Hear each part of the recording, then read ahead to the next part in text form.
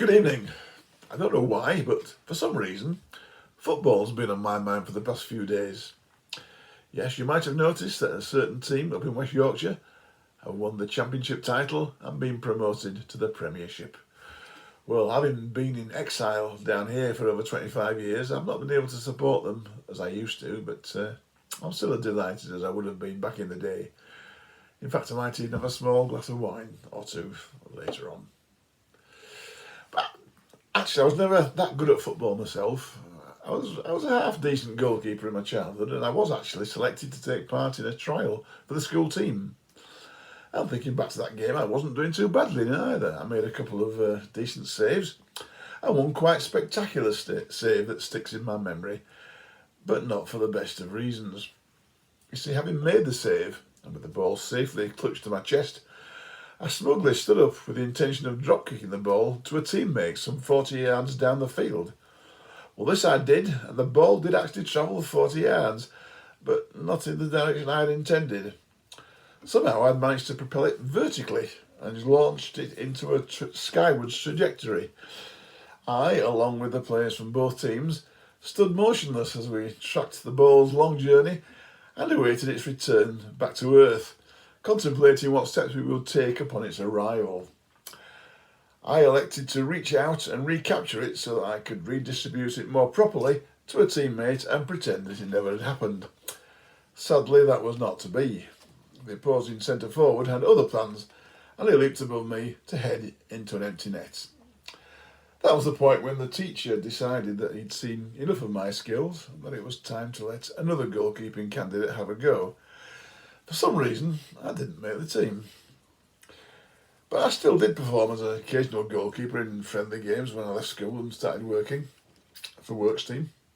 I didn't do too badly at that, but there was one match that still haunts me to this very day. We were playing against a pretty good local league team, and I was having one of my better games actually, right up to half time when the score was 0-0. The second half started and I was still feeling quite pleased with myself when someone fired a speculative shot from about the halfway line.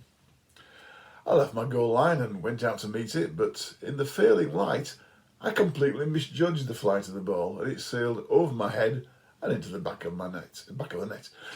For me, that was pretty much the end of the game. My confidence was completely destroyed, and it seemed that every shot after that resulted in a goal. I think the final score was about 10-0. But looking back, that kind of sums up my life. I can do lots of things reasonably well, right up to the point where I make a mistake. Then it's game over. It's the main reason why I gave up any intentions of becoming a professional musician. I'm terrified of making mistakes. Even when I'm playing in church, I get what can only be described as stage fright. I remember in the very early days there was one hymn I had never heard of, and I learned it specially for the occasion. But there was at the time in our congregation a former singer of a famous 60s band who heard me practising it before the service. He came across and pointed out a small part of the music that I'd got slightly wrong. Well, the end result was that I made a complete pig's ear of the whole thing when it came to playing it, and I've been terrified of playing it ever since. But it's not just music where I suffer from this phenomenon. In my days in local radio, I was very good at driving long live sports programmes, right up to the point where I made a small mistake. It also happens in train driving, even though there are lots of safeguards to protect against small driver errors. If I make one tiny mistake that nobody would possibly notice, a good few more would definitely follow.